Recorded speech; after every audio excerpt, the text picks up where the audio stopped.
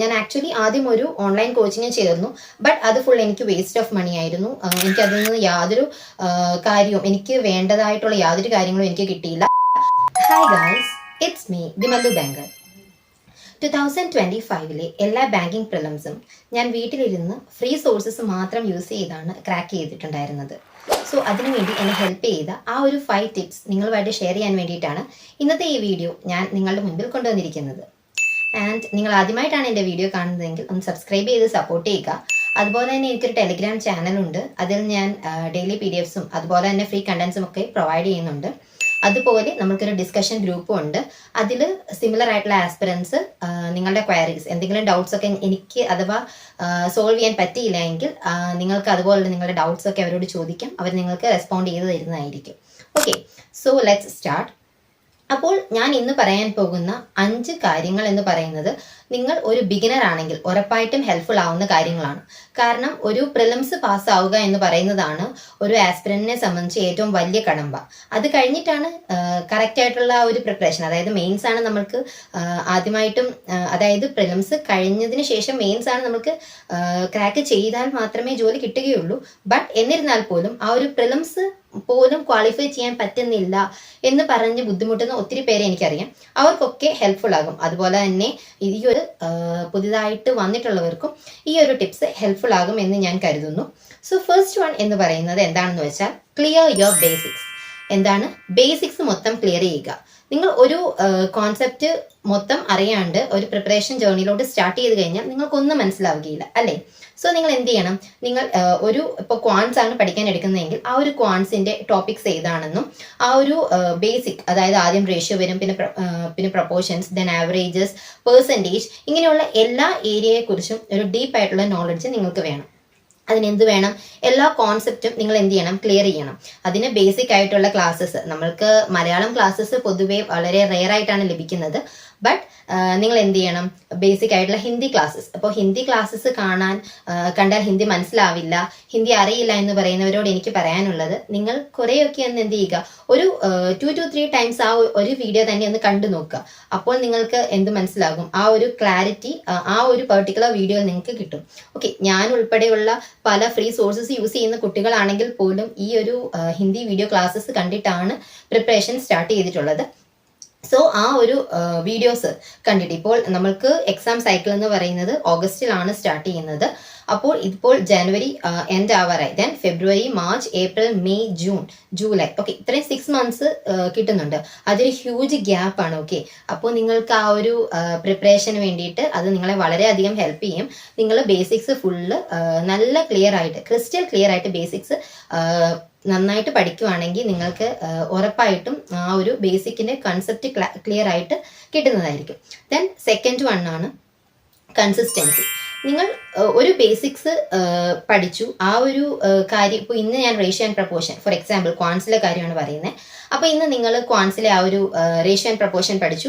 Then അത് കഴിഞ്ഞിട്ട് അതിനെക്കുറിച്ച് പിന്നെ തിരിഞ്ഞു നോക്കുന്നേ ഇല്ല, പിന്നെ അതിനെ അങ്ങ് വിട്ടു. ദെൻ അത് കഴിഞ്ഞിട്ട് അടുത്ത വേറെ ഇങ്ങനെ കോൺസെപ്റ്റുകൾ മാത്രം ഇങ്ങനെ പഠിച്ച് വന്നിട്ട് യാതൊരു കാര്യവുമില്ല. നിങ്ങൾ കൺസിസ്റ്റന്റ് ആയിട്ട് എന്ത് ചെയ്യുക? എന്ത് കാര്യം പഠിക്കുന്നു ആ ഒരു കാര്യത്തിനെ കൺസിസ്റ്റന്റ് ആയിട്ട് അത് ബാക്കി ഫോളോ അപ്പ് ചെയ്ത് വരിക. അപ്പോൾ ഇന്ന് റേഷ്യോ ആൻഡ് പ്രപ്പോർഷന്റെ ഒരു ഏരിയ പഠിച്ചിട്ടുണ്ടെങ്കിൽ നാളെ അത് മേ ബി നിങ്ങൾക്ക് എന്താണ് ഇന്നും ആ ഒരു റേഷ്യോ തന്നെ പഠിച്ചുകൊണ്ടിരിക്കാൻ മേ ബി ടൈം കിട്ടിയെന്ന് വരില്ല. അപ്പോൾ എന്ത് ചെയ്യുക? ഒരു ക്വിസ് എങ്കിലും, ഒരു റേഷ്യോനെ ബേസ് ചെയ്തിട്ടുള്ള ഒരു ക്വിസ് എങ്കിലും അറ്റംപ്റ്റ് ചെയ്യാൻ ശ്രമിക്കുക. അങ്ങനെ ചെയ്തെങ്കിൽ മാത്രമേ ഉള്ളൂ, അങ്ങനെ കൺസിസ്റ്റന്റ് ആയിട്ട് ചെയ്തെങ്കിൽ മാത്രമേ ഉള്ളൂ നിങ്ങൾക്ക് ആ ഒരു കോൺസെപ്റ്റ്, ക്ലിയർ ആയ കോൺസെപ്റ്റ് എന്ത് ചെയ്യാൻ പറ്റുകയുള്ളൂ, നന്നായിട്ട് വർക്ക്ഔട്ട് ചെയ്യാൻ പറ്റുകയുള്ളൂ. ദെൻ തേർഡ് വൺ ആണ് പ്രാക്ടീസ്. കൺസിസ്റ്റൻസിയും പ്രാക്ടീസും നമുക്ക് ഒരുപോലെ തന്നെ പറയാൻ പറ്റും. സോ പ്രിലിംസ് എന്ന് പറയുന്നത് ഓൾ അബൌട്ട് സ്പീഡാണ്. ദെൻ ആ ഒരു പ്രാക്ടീസ് വന്നെങ്കിൽ മാത്രമേ നിങ്ങൾക്ക് ആ ഒരു സ്പീഡിലോട്ട് എത്താൻ പറ്റുകയുള്ളൂ. അപ്പോൾ ഒരു ക്വസ്റ്റ്യൻ കണ്ടു, ആ ഒരു ക്വസ്റ്റ്യൻ കണ്ടിട്ട് ആ ഒരു പെർട്ടിക്കുലർ ടൈമിൽ ആ ഒരു ക്വസ്റ്റ്യൻ, ഇപ്പോൾ നിസ്സാരം ഒരു സിംപ്ലിഫിക്കേഷൻ ആണെങ്കിൽ പോലും ആ ഒരു 15 സെക്കൻഡ്സിനുള്ളിൽ ആയിരിക്കും നല്ല അറിയാവുന്ന പ്രിലിംസ് ഒക്കെ ക്രാക്ക് ചെയ്യുന്ന കുട്ടികൾ ഒരു 15 സെക്കൻഡ്സിലായിരിക്കും അത് ചെയ്ത് തീർക്കുന്നത്. അപ്പോൾ അത് ഞാൻ ഇങ്ങനെ ചെയ്യും. ഇപ്പോൾ ആദ്യമായിട്ട് വരുന്നവർക്ക് ആ ഒരു 1 മിനിറ്റ് 1.5 മിനിറ്റ് ഒക്കെ ആയിരിക്കും നിങ്ങൾ എടുക്കുന്നത്. അപ്പോൾ ആ ഒരു സ്പീഡ് ഇംപ്രൂവ് ആക്കിയെങ്കിൽ മാത്രമേ ഉള്ളൂ നിങ്ങൾക്ക് ആ ഒരു പെർട്ടിക്കുലർ ടൈമിൽ ആ ആൻസേഴ്സ് ഫുള്ളൊന്ന് കാണാനാണെങ്കിലും ആൻസേഴ്സ് ഫുള്ള് ചെയ്ത് ഒരു 15 സെക്കൻഡ്സ് കൊണ്ട് ഒരു സിംപ്ലിഫിക്കേഷൻ പൂർത്തിയാക്കാൻ പറ്റുകയുള്ളൂ. സോ ആ ഒരു സ്പീഡ് കിട്ടണം. ആ ഒരു സ്പീഡ് കിട്ടാൻ വേണ്ടിയിട്ട് റെഗുലർ ആയിട്ടുള്ള പ്രാക്ടീസ് വേണം. ഓക്കെ, അപ്പോൾ ഈ പറഞ്ഞ 3 കാര്യങ്ങൾ മനസ്സിലായി കാണുമെന്ന് വിചാരിക്കുന്നു. ആദ്യം ആ ഒരു കോൺസെപ്റ്റ് ക്ലാരിറ്റി ഉണ്ടാക്കുക. ദെൻ ആ ഒരു കോൺസെപ്റ്റ് ക്ലാരിറ്റി ഉണ്ടാക്കി കഴിഞ്ഞ് അത് കൺസിസ്റ്റന്റ് ആയിട്ട് വർക്ക് ചെയ്ത് വരിക. ആ ഒരു കൺസിസ്റ്റന്റ് ആയിട്ട് വർക്ക് ചെയ്ത് വന്നെങ്കിൽ മാത്രമേ, അതിന്റെ കൂടെ തന്നെ പ്രാക്ടീസും കൺസിസ്റ്റന്റ് ആയിട്ടുള്ള വർക്കും ചെയ്തെങ്കിൽ മാത്രമേ നിങ്ങളുടെ സ്പീഡ് ഇംപ്രൂവ് ആവുകയുള്ളൂ. ആ ഒരു സ്പീഡ് ഇംപ്രൂവ് ആകുമ്പോഴാണ് നിങ്ങൾക്ക് ആ ഒരു ആക്യുറസിയോടുകൂടി ക്വസ്റ്റ്യൻസിനെ അപ്രോച്ച് ചെയ്യാൻ പറ്റുന്നത്. ദെൻ 4th വണ്ണാണ്, നിങ്ങൾ എന്ത് ചെയ്യുക, സെൽഫായിട്ട് എപ്പോഴും മോട്ടിവേറ്റഡ് ആയിട്ടിരിക്കുക. ഓക്കെ, ഇപ്പോൾ 1 വർഷം 2 വർഷം ഒക്കെ എടുത്തിട്ടും പ്രിലിംസ് പോലും പാസ്സാവാൻ പറ്റുന്നില്ല, ഞാൻ ഈ ഒരു എൻ്റെ ഒരു ഡ്രീം ക്വിറ്റ് ചെയ്യട്ടെ എന്ന് വിചാരിച്ച്, അതുപോലെ തന്നെ എനിക്ക് ഒത്തിരി സങ്കടപ്പെടുത്തിയിട്ട് മെസ്സേജസ് ഒക്കെ കണ്ടിട്ടുണ്ട്, എന്നെ പലരും കളിയാക്കുന്നു, ഈ 2 വർഷമായി എൻ്റെ ടൈം വേസ്റ്റ് ചെയ്തുകൊണ്ട് എനിക്ക് തോന്നുന്നു, അങ്ങനെയൊക്കെ പറഞ്ഞു. So please don't do that. നിങ്ങൾ ഒരു കാര്യത്തിലോട്ട് ഇറങ്ങി തിരിച്ചു, ദെൻ ആ ഒരു കാര്യത്തിന് വേണ്ടിയിട്ട് പ്രോപ്പറായിട്ട് നിങ്ങൾ വർക്ക് ചെയ്ത് ആ ഒരു കാര്യത്തിലോട്ട് എത്തിപ്പെടുക എന്നുള്ളതാണ് നിങ്ങൾക്ക് വേണ്ടത്. സോ നിങ്ങൾ എന്ത് ചെയ്യുക, ഒരിക്കലും സെൽഫ് ഡൗട്ട് ചെയ്യാതെ എന്നെ കൊണ്ട് പറ്റുന്നത് കൊണ്ടാണ് ഞാൻ ഇതിലോട്ട് ഇറങ്ങി തിരിച്ചത്. സോ നമ്മൾ പ്രാക്ടീസ് ചെയ്ത് എനിക്ക് സ്പീഡ് ഇംപ്രൂവ് ആക്കാൻ പറ്റും. അങ്ങനെ എനിക്ക് എന്താണ് ആ ഒരു പ്രിലിംസ് എന്ന് പറയുന്ന കടമ്പയും, ദെൻ അത് കഴിഞ്ഞ് മെയിൻസ് എന്ന് പറയുന്നതും, ദെൻ ഫൈനലി എൻ്റെ ജോബ് എന്ന് പറയുന്ന എൻ്റെ ഒരു ഡ്രീമും എനിക്ക് അച്ചീവ് ചെയ്യാൻ പറ്റും.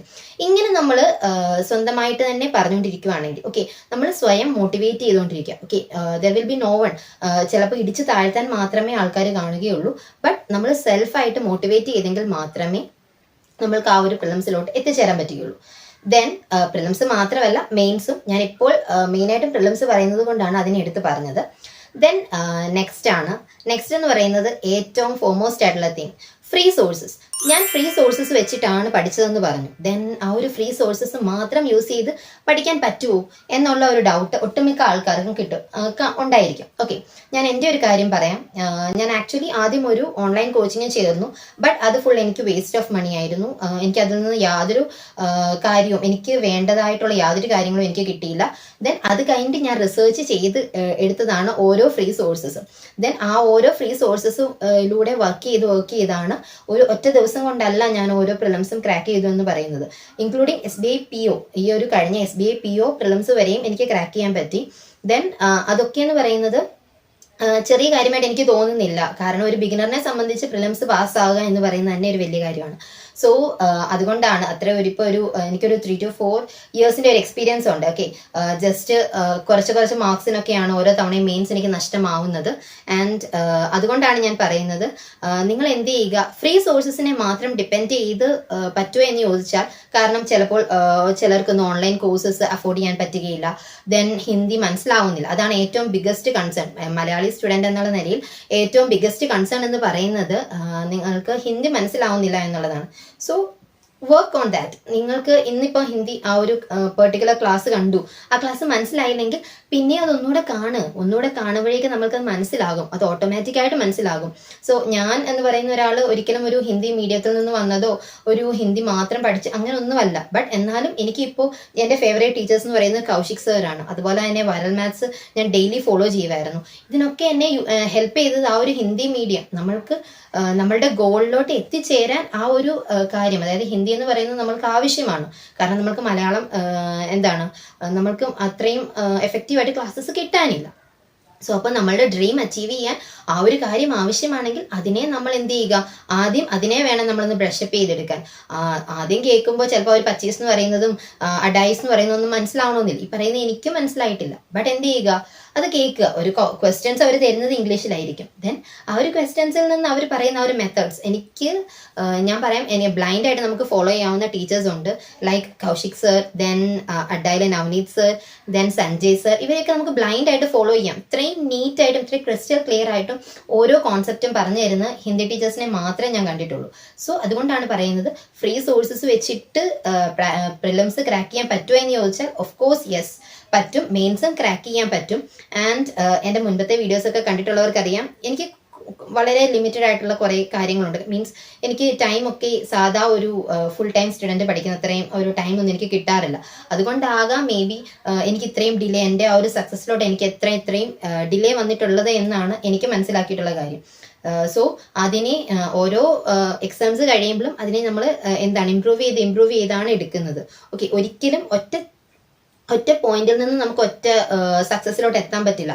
അതെന്ന് പറയുന്നത് ഗ്രാജുവൽ ആയിട്ടുള്ള ഒരു ഇൻക്രീസ് ആണ്. ഓക്കെ, സോ നിങ്ങൾ ഇന്നൊരു ദിവസം ഒരു കോൺസെപ്റ്റ് പഠിച്ചെങ്കിൽ ദെൻ അതിന് ആദ്യം ഒന്ന് സ്പീഡ് ഒന്ന് ജസ്റ്റ് ഇമ്പ്രൂവ് ആവുകയാണ്. അതല്ലെങ്കിൽ ഒരു മോക്കിൽ നിന്ന് ഒരു മാർക്ക് അധികം കിട്ടുവാണെങ്കിൽ അതൊരു അച്ചീവ്മെന്റ് ആണ്. ഓക്കെ, സോ നിങ്ങൾ ഒരിക്കലും നിങ്ങളുടെ ഡ്രീംസ് വിട്ട് കളയരുത്. എന്താണോ ഡ്രീം അത് അച്ചീവ് ചെയ്യുക. അത് ഏതറ്റം വരെ പോയാലും അത് അച്ചീവ് ചെയ്യാൻ വേണ്ടിയിട്ട് ശ്രമിക്കുക. So I am also in your race. നമുക്ക് ഒരുമിച്ച് മുന്നേറാം. എന്തെങ്കിലും ഡൗട്ട്സ് ഉണ്ടെങ്കിൽ നിങ്ങൾ താഴെ കമന്റ് ചെയ്താൽ മതി. So I hope you enjoyed this session. Thank you for watching. Bye by.